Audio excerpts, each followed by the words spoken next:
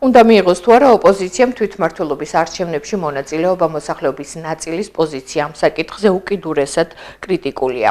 ჩვენმა გადამღებმა ჯგუფმა მოქალაქეები გორის ქუჩებში შემთხვევითი შერჩევის პრინციპით გამოკითხა.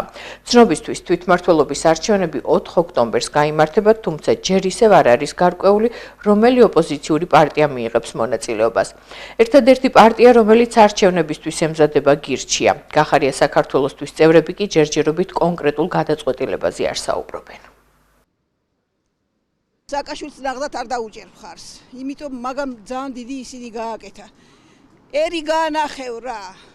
და როგორღა უნდა დაუჭირონ მხარი აზრი არა. ახალგაზრდები არიან ქართველები და ჩვენი ქართველები მიიღებენ მონაწილეობას და გაუძღვებიან. ისინი არა, ვინც საქართველოს დაღუპა. და შერიგდნენ ოპოზიციაცა, პოზიციაცა.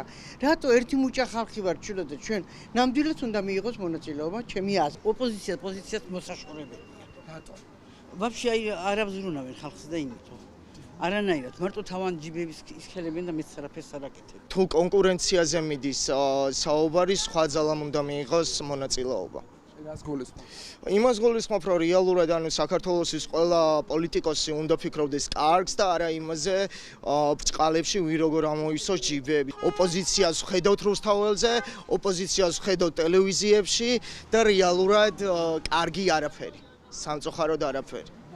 იმიტომ რომ რეალურად მშვიდობა, ეკონომიკური წინსვლა, დესტაბილიზაცია, პოლიტიკური სიმშვიდე, ქვეყნის გეოპოლიტიკა ზე საერთოდ არ ფიქრობენ. მხოლოდ და მხოლოდ სამწუხაროდ ფიქრობენ ფულზე და მეტი არაფერი. სოფლის სტანდარტია და ეს უნდა იყოს ოპოზიცია.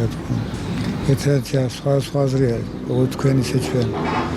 უნდა იყოს ოპოზიცია, ხო ჯანსაღი, აი გონივრული სახელმწიფოს გამოადგეს და ხალხსაც გამოადგეს. აი ესეთი ოპოზიცია. ოპოზიცია ვერ გაიმარჯვებს, ვერ ასოდეს. სანამ საქართველოა და ქართველები არიან, მე ქართველი ვარ და ყოველთვის ვიქნები ქართველების მხარეზე და ოპოზიციამ რა უნდა გააკეთო?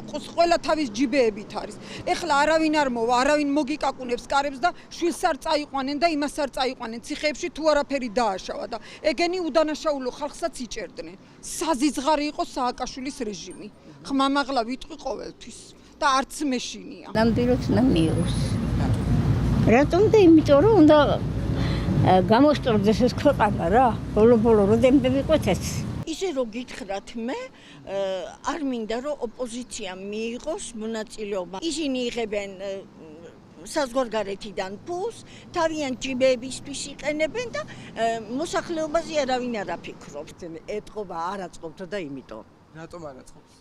ვერ გაიმარჯვებენ და იმიტომ. თქვენ დაუჭერდით მხარს ოპოზიციას. არავითარ შემთხვევაში. დემოკრატია თუ არის ეგრე უნდა იყოს. ელა პარტია უნდა მიიღოს მონაწილეობა. თქვენ დაუჭერდით მხარს ოპოზიციას? მე არ ვერვი პოლიტიკის საქმეებს.